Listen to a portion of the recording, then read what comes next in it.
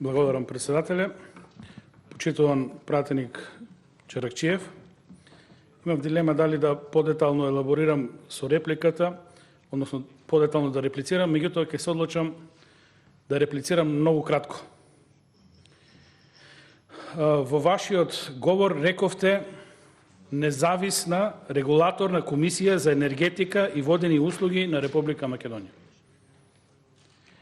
Сега, ќе ви поставам само едно прашање, кога станува збор веќе за независна регулаторна комисија.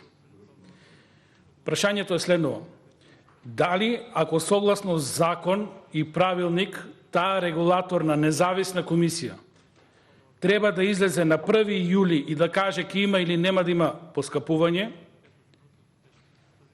тоа не го направи, а објавата ја објави на 31 јули, после изборите, 2020 година, со тоа го задржала приматот независна комисија. Според мое длабоко убедување, тоа не е независно. Тоа е огромно влијание на политиката и нормално влијание на изборите. Благодарам.